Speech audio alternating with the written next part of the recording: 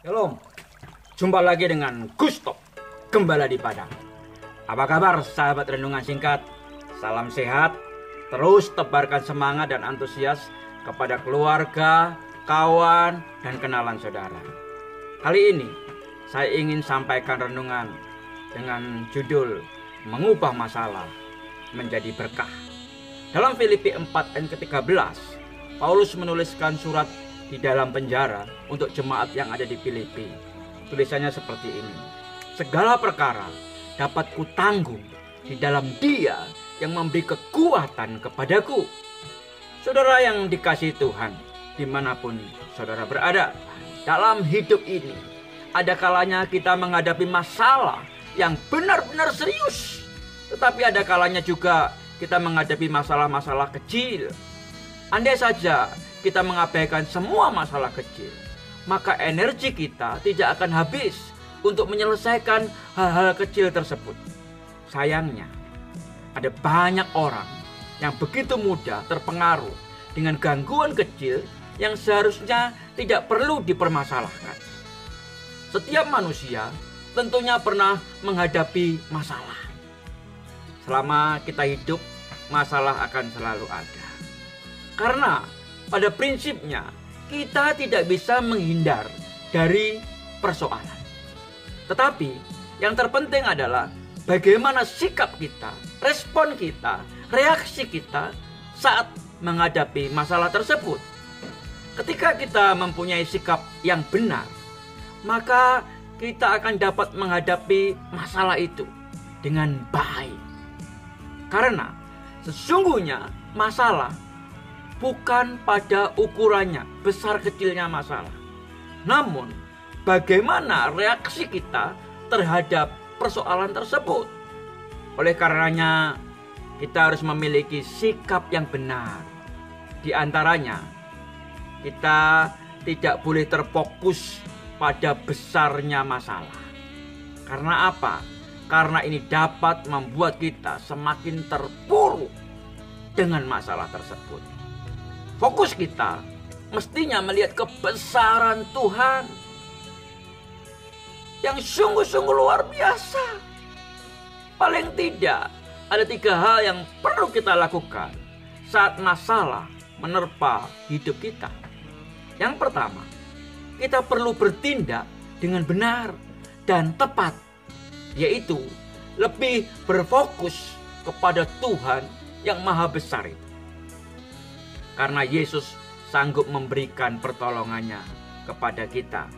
Oleh karenanya, sebesar apapun persoalan yang terjadi, kita harus tetap dapat fokus pada Tuhan. Dan iman kita juga semakin dikuatkan. Yang kedua, saat kita mengalami masalah, jangan mudah menyerah ataupun pesimis. Ketika kita menghadapi persoalan, bersama Tuhan selalu ada jalan keluar dan tidak ada jalan buntu. Tuhan juga akan selalu memberikan kita kekuatan di dalam menghadapi setiap persoalan. Semua masalah pasti dapat kita tanggung di dalam Dia. Itu seperti yang tertulis dalam Filipi ayat 4 ayat ke-13 yang saya baca tadi. Selain itu, kita juga harus dapat menyerahkan segala sesuatunya kepada Tuhan, bergantung hanya kepada Tuhan, dan jangan memakai kekuatan diri sendiri, sebab kemampuan kita sebagai manusia sangat terbatas. Sedangkan kuasa Tuhan itu tidak dapat dibatasi oleh apapun. Ketika kita berserah pada Tuhan, maka Dia akan turun tangan menolong kita. Penyerahan kita kepada Tuhan akan membuktikan bahwa kita percaya kepadanya. Pada waktu kita berserah kepada Tuhan, maka kita juga akan memiliki damai sejahtera. Karena Dia adalah sumber damai sejahtera itu. Dia Yehovah Shalom. Yang ketiga, saat kita menghadapi masalah, kita mesti terus memiliki iman, percaya kepada Tuhan. Kita harus percaya bahwa bagi Tuhan tidak ada perkara yang mustahil. Dan Tuhan pasti menolong kita. Tanpa percaya, kita akan sulit melihat pertolongannya. Jadi, kita harus tetap percaya bahwa Dia selalu bekerja dengan cara dan jalannya yang ajaib. Melewati masalah apapun, jangan takut. Sebab Tuhan beserta dengan kita. Tetaplah teguh, jangan cemas. Percayalah bahwa Tuhan sanggup menolong dan akan membela kita. Tuhan akan memberikan kemenangan karena Dia Yehova Sebaot, panglima perang kita. Dia melatih kita berperang dengan tujuan setiap kita jadi pemenang. Saudara yang dikasihi Tuhan, dimanapun saudara berada, Daud pernah mendapat banyak masalah. Setelah menang atas Goliat, Daud dikejar-kejar rajanya yang sekaligus waktu itu adalah mertuanya. Tujuannya apa? Daud dikejar-kejar. Tujuannya Daud mau dibunuh. Peristiwa itu terjadi sebelum dia menjadi raja. Apakah setelah menjadi raja dan punya kekuasaan dan dikelilingi prajurit-prajurit hebat, Daud tidak punya masalah? Oh, Daud punya masalah juga. Pada waktu Daud berjalan dengan panglima-panglima yang gagah perkasa itu, dia mendapat cercaan pedas, dilempari batu oleh Shimei, salah satu kerabat Saul. Begitu kasar dan pedasnya cercaan Shimei, sampai-sampai panglimanya Daud yang namanya Abisai, yaitu salah satu pengawal Daud, sangat emosi dan ingin memotong kepalanya Shimei. 2 Samuel pasal 16 ayat ke-9. Namun luar biasanya Daud tidak menanggapinya. Ia menganggap itu adalah hal yang sepele. Ia tidak perlu menjadi sakit hati, apalagi ingin membalasnya.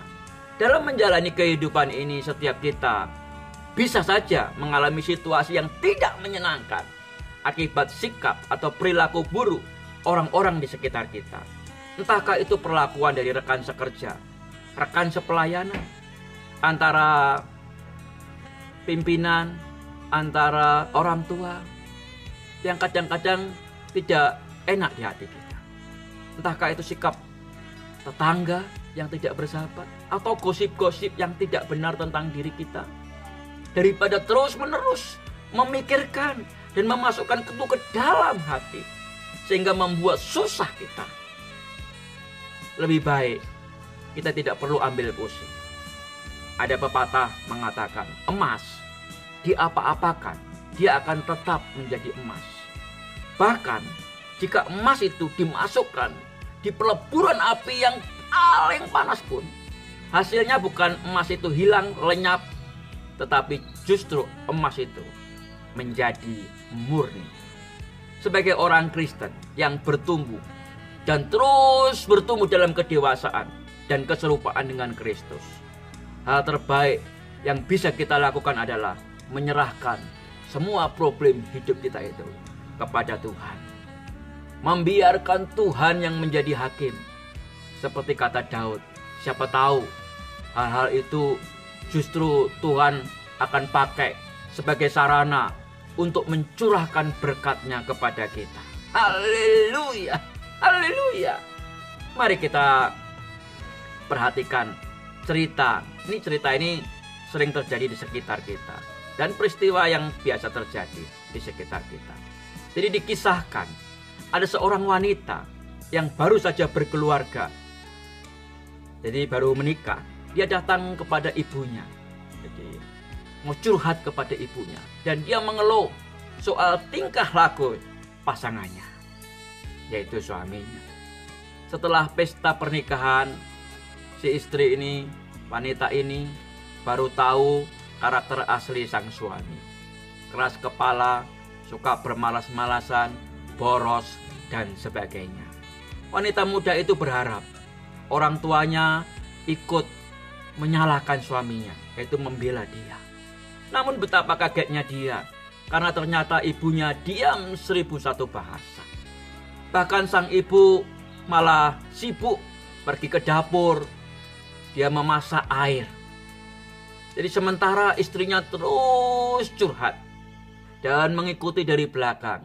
Sang ibu memasak air. Setelah sekian lama air itu mendidih. Lalu sang ibu ini menuangkan air yang mendidih tadi ke dalam 3 gelas yang sudah dia siapkan. Di gelas pertama dia masukkan telur. Di gelas kedua dia masukkan wortel. Dan di gelas ketiga ia memasukkan kopi. Tiga-tiganya diberi air panas. Setelah menunggu beberapa saat, ia mengangkat isi ketiga gelas tadi dan hasilnya apa? Wortel yang kena air panas tadi menjadi keras, yang tadinya keras menjadi lunak, lembek. Tetapi telur yang tadinya mudah pecah itu menjadi keras. Sementara gelas yang ketiga, kopi, itu justru menghasilkan aroma yang sangat harum. Lalu sang ibu ini menjelaskan kepada anaknya, "Anakku, masalah dalam hidup itu bagaikan air mendidih. Jangan kau pegang. Nanti tanganmu bisa kena panas yang sedang mendidih itu. Namun bagaimana sikap kita lah yang akan menentukan dampaknya. Kita bisa menjadi lembek, lunak seperti wortel, atau mengeras seperti telur, atau justru mengeluarkan bau harum seperti kopi." Jadi wortel dan telur itu dipengaruhi oleh air panas tadi. Jadi karena dia dipengaruhi oleh air panas, dia menjadi lembek dan menjadi keras.